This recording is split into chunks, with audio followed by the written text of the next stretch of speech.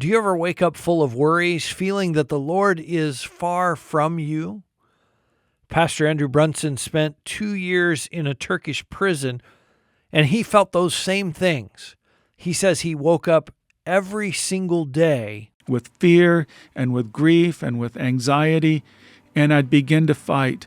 Okay, God, I want to embrace my assignment. If my assignment is to be in prison now, give me the endurance. Help me to persevere.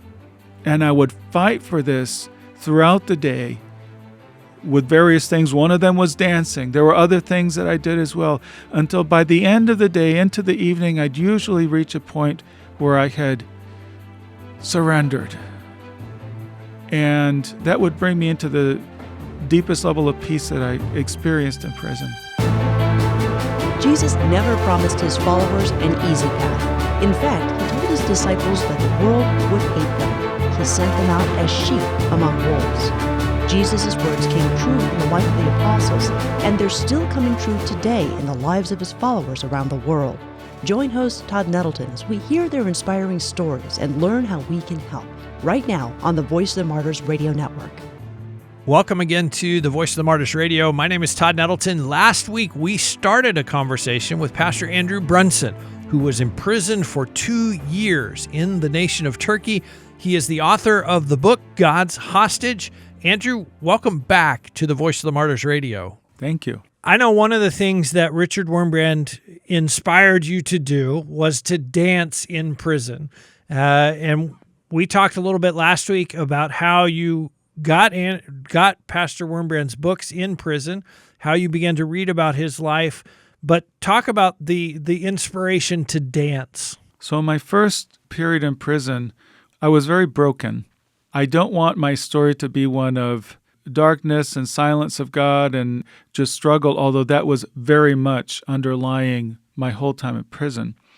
There was definitely a rebuilding process. I think of the first period as brokenness, and then beginning to cooperate with God's grace in a different way that then started me on an upward trajectory. And so one of those things was, I think I already talked about making that decision where with my will, I say, I'm going to be faithful. Whatever you do or don't do, I'm going to follow you. So that began, after that, a series of things that I did with my will, determined to focus myself on God. One of them was, I read, and Richard Wurmbrand talked about how he was in isolation cell, and he remembered verses from Luke where Jesus said, "Blessed," and I'm going to quote them from Matthew, "Blessed are you when people revile you and persecute you and falsely say all kinds of evil things about you. Rejoice and be glad. Rejoice and be exceedingly glad. For great is your reward in heaven, for in the same way they treated the prophets who came before you." So Wurmbrand took these as a command, and he said, I'm going to rejoice. I'm going to be exceedingly glad in this prison cell. And he began to leap around and dance like a wild man for a time. I don't know if he continued that throughout his imprisonment, but at least at that moment he did for a period. And I was really inspired by this, but also convicted, because I thought during my time in prison, I've had no sense of joy. And this is a command that when I'm persecuted, I'm supposed to rejoice. I'm supposed to be exceedingly glad. And so I determined that I would do what Wurmbrand had done and do it as a discipline, not out of any feelings, because I didn't feel any happiness or gladness or joy. But I said, this is a matter of obeying the words of Jesus and having that perspective. And so I began every day to set aside 5 minutes. And I would start out by saying, I repent that I have not been joyful because you commanded me to be joyful. I'm sorry, I repent, please forgive me. And now I am going to perform an act of joy. I don't feel it, but look at my action. And this is a step of obedience with my will to say, I am going to rejoice. I am going to be glad before you.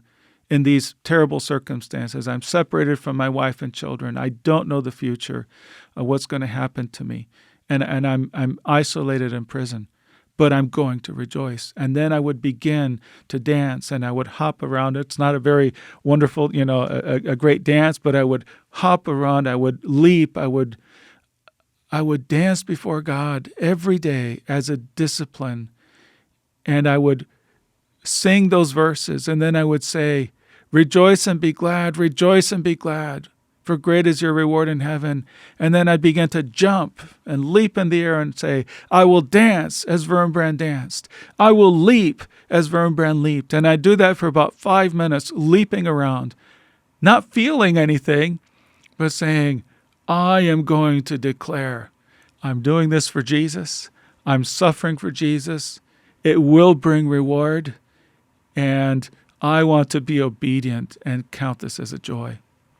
It's interesting, and we talked a little bit about this last week, but the act of the will, and you talk in the book, it talks about this again and again. I choose. I make this decision. This is an act of my will. One of the things you talk about in the book is locking away some of your questions and some of your frustrations. And my eyes perked up when I saw it, because it's an idea that you got from Dan Baumann, who has also been our guest here on Voice of the Martyrs Radio. But talk a little bit about that. Just saying, okay, I'm not going to deal with this question. I'm not going to deal with this frustration right now. That's locked away. We'll talk about that later.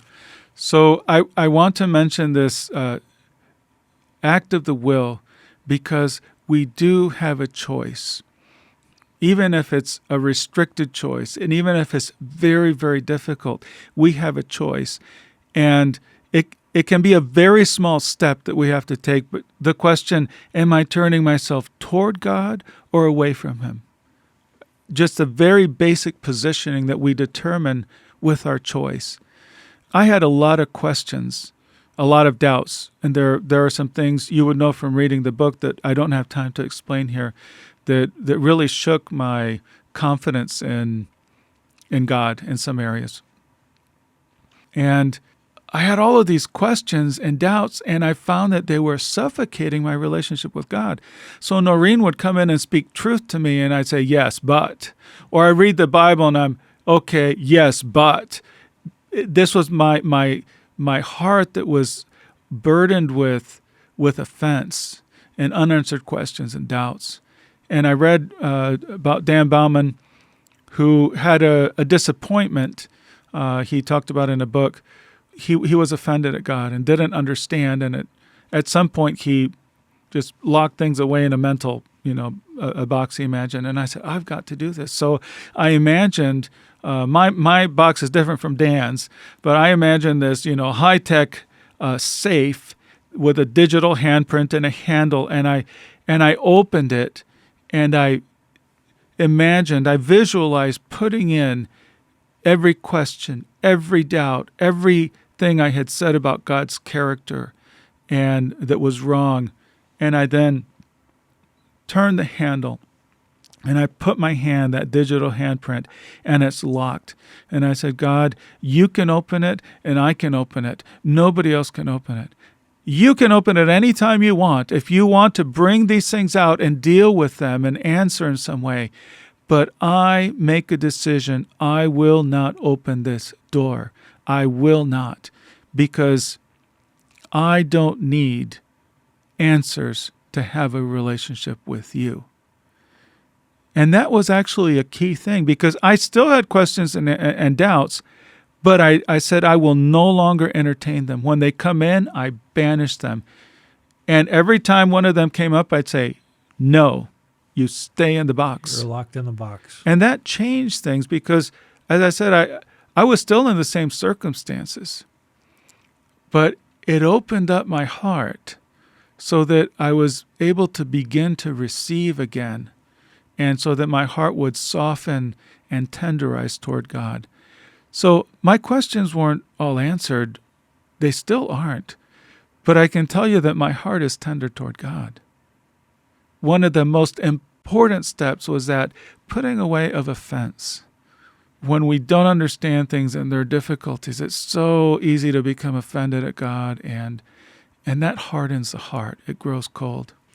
I would encourage our listeners. We had a conversation with Dan Baumann here on Voice of the Martyrs Radio, and you can go hear his story of being imprisoned in Iran.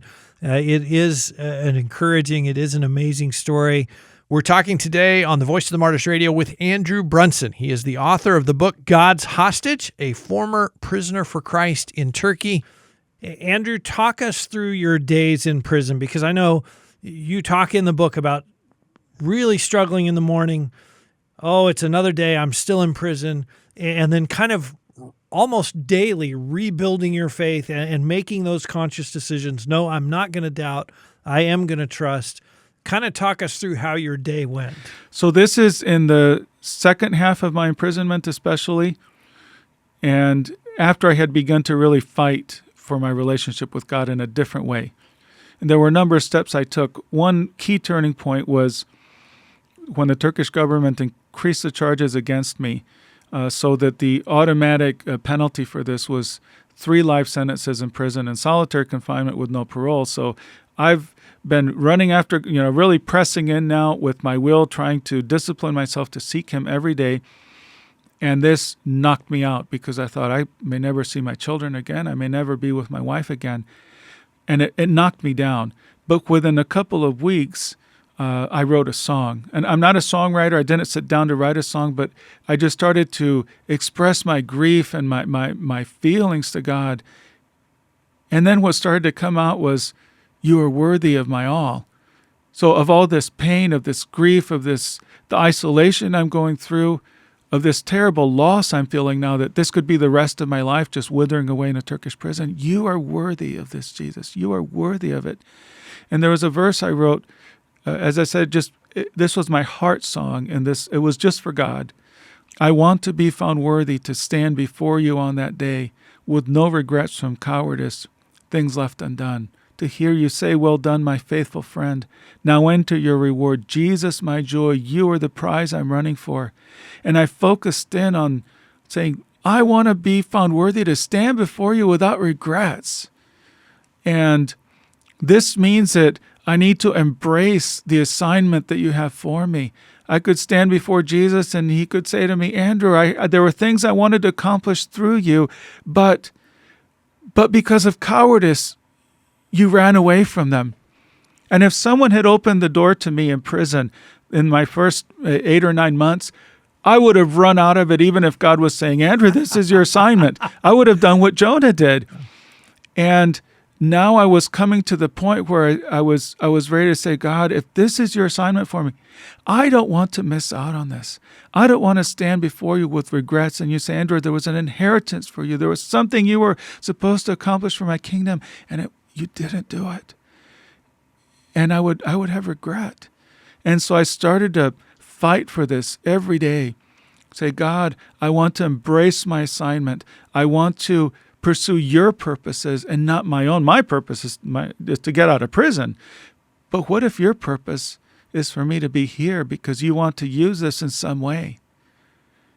Now, I didn't want to be there. My emotions didn't change. I could never embrace the idea of being in prison emotionally. But I began to fight for this every day, and I'd wake up in the morning with fear and with grief and with anxiety, and I'd begin to fight. "Okay, God, I want to embrace my assignment. If my assignment is to be in prison now, give me the endurance. Help me to persevere." And I would fight for this throughout the day with various things. One of them was dancing. There were other things that I did as well, until by the end of the day, into the evening, I'd usually reach a point where I had surrendered. And that would bring me into the deepest level of peace that I experienced in prison. But then I'd wake up in the morning, and I'd wake up with the same fear and anxiety and grief. And I'd have to start that battle again. So the previous day's victory didn't carry over to the next day. Again, it was starting out, that battle to get to the point of surrender and embracing my assignment. Now, over a period of time, there was an upward trajectory to it, but it was still difficult. But this is what I ended up focusing on. There's a point in your book where you tell the story that after the trial began, you were feeling frustrated, you were feeling anxiety, you were feeling frustration, but when you opened your mouth, what came out was, I love you, Jesus. Not, I'm mad at you, not, why did you let this happen, but I love you, Jesus. Why was that such a significant turning point? Well, it was a very low point for me. So I had been pressing into God for months, and I was knocked down again. I was sent back to my old prison where I had experienced a lot of trauma. The trial had started. Clearly, it was a kangaroo court, and that was very clear to me. I was put in an isolation cell, and I was just broken again. Now I wasn't accusing God like I did at the beginning. Now I was saying, oh, Lord, why did you let this happen? Why have you let them bring me back to this place where I was so broken before? Where are you? Because he's still silent. Why are you so silent? And I'm weeping. I'm weeping in my solitary confinement cell in this high security, very intense, traumatic prison. And what comes out, even in my weeping, I hear myself saying, it surprised me. I hear myself saying, I love you, Jesus. I love you, Jesus. I love you, Jesus. And the thought that came to my mind right on the heels of this is, wait, it's like a sudden realization, wait, this is my victory. This is a victory. I didn't plan it, but this is a victory. Because at this very low point, what was really in my heart was coming out. This is why I say I don't want my story to be one of just brokenness and prison and darkness. Someone said to me later as I was explaining this silence of God, the difficulty I had with this, said to me, Andrew, maybe God gave you a gift, that he showed you your heart. God knew that I would make it through. I didn't. Love can be completely sincere and real. And yet, if it hasn't been tested, then it's not proven love. And I think that what happened here, what God gave to me as a gift, said, Andrew, your love has been tested. It's been through the fire. And it's true and sincere. It's real like it was before as well. But now it's been through the fire. And now it's a proven love. Kind of like soldiers who they can train for years. But then when they've gone into battle, there's a different quality to them. And so I think this is what God often does in our testing. He allows us to go into difficulties and testing. And as a sense, it proves what he already knows, but we don't know about ourselves. That, yes, there is a commitment, there is a devotion, there is something very real and genuine in me that embraces God. And it's weak, but to God it's so beautiful. And this was such a gift to me because I talk about this period of God's silence. And it really tested my intimacy with him. But I came out of it with a deeper intimacy. In one of your statements to the court in Turkey, you said, that you had the privilege to suffer for Christ. How did you make the switch from, boy, God has abandoned me here, how could this go on, to I have had the privilege to suffer for Christ? That was in my third trial session, and I had been very frustrated when the ridiculous charges, the judges obviously were not interested in truth. They were not allowing our witnesses to testify. And I finally decided, okay, in this session, I'm just here to present my faith. And I've been presenting it all along. I said, this is my goal, to forgive those who have been false witnesses and do this publicly. And also to frame the context for what I was going through and say, whatever you've accused me of, the real reason I'm going through this is because of my commitment to Jesus Christ. And so I declared those verses that I've repeated and that I danced to every day, my second year in prison. blessed are you when people revile you and persecute you, all those things. And I said, blessed am I because I am in prison. Blessed am I because you have separated me from my wife and children. Blessed am I. And I went through the list of things I had suffered. I declared, I know that I'm suffering this for Jesus Christ, and blessed am I. We're talking today on the Voice of the Martyrs Radio with Pastor Andrew Brunson. He is the author of the book God's Hostage, and he is a former prisoner for Christ in the nation of Turkey. Andrew, towards the end of the book, you write about a letter that you wrote to Noreen from prison, where you basically reflected on Jesus in the Garden of Gethsemane and saying in the letter, I want to drink my cup of suffering right down to the dregs. I want to drink every drop that God has for me to drink. The interesting and amazing thing is the next day you're released from prison to house arrest. What do you think about the timing of that? That on this night you're coming to that point of just complete surrender. Lord, I will drink whatever you have from the cup of suffering.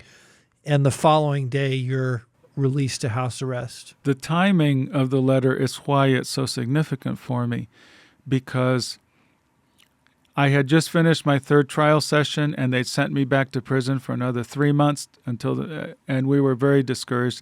And actually, there had been an agreement to release me that had fallen apart. So I just thought, I don't know how long I'm going to be in prison. I had lost a lot of hope. Then I was reading in John chapter 18, and this verse just plunged into my heart, where Peter's saying, no, you shouldn't go to the cross. And Jesus said, shall I not drink the cup that the Father has given me? And it's a rhetorical question. The obvious answer is yes, but I don't want to drink the cup. I say, oh, Jesus, I've been drinking this cup for so long for myself. How long will I continue on? But help me. I want to drink this cup down to the dregs. I want the fullness of whatever you have planned for me. I don't want to miss out on any of your plans for me. And so it was a point of surrender. I was also struggling. I was like, oh no, how long do I have to drink it? But this is what my heart says. This is what Andrew in Christ says. This is what I say with my will. And I wrote that letter. I gave it to the guard the next morning at roll call to post to Noreen. And then that afternoon, suddenly, I'm released to house arrest. The house arrest was also very stressful. There were protests and calls to put me back in prison, and we didn't know what would happen. But I thought, wait, I ended the prison time, not knowing when I would be released. Right. So this is just completely independent from what the result would be. But in that moment, I was saying, this is proof that, yes, I was surrendering to you. And this is why it was so precious. Before I left the prison, I said, give me that letter back. I need to keep this as proof and say, yes, this is where my heart was a day before I was released to house arrest and had no idea if I'd ever get out of prison. Pastor Andrew Brunson, thank you for your story. Thank you for your transparency, sharing both the victories and the days of hardship and suffering. Thanks for being our guest this week on Voice of the Martyrs Radio. Thank you, and blessings to you. You've been listening to the Voice of the Martyrs Radio. If you are just joining us, you're going to want to go to VOMradio.net or find the Voice of the Martyrs Radio in your podcast stream. Pastor Andrew Brunson was also with us last week, so be sure that you listen to both halves of our conversation. It is an important conversation. And I also hope you'll listen to my conversation with Andrew's wife, Noreen. You'll hear her side of the story, what it was like to be outside of the prison, leaning on the Lord, praying for her husband while he was serving 2 years in prison. You can hear that episode and all of our archived conversations when you visit our website, VOMradio.net. And again, you can also find the Voice of the Martyrs Radio in your favorite podcast app. Pastor Andrew Brunson also helped develop a video series helping believers in Jesus prepare themselves for times of persecution. It's a fascinating topic to me personally. It's one of the questions I often ask when I get to sit down with persecuted Christians. How did you get ready? How did you prepare yourself? The Prepare to Stand video series that Andrew has done is one way that you can get ready. We'll give you a link to watch the 8-part video series in the show notes this week at VOMradio.net. Again, that's our website, vomradio.net. Then be sure you're back with us again next week as we continue getting to know our brothers and sisters who are sharing their faith in spite of danger, in spite of persecution. Be sure you're back with us next week right here on the Voice of the Martyrs Radio Network.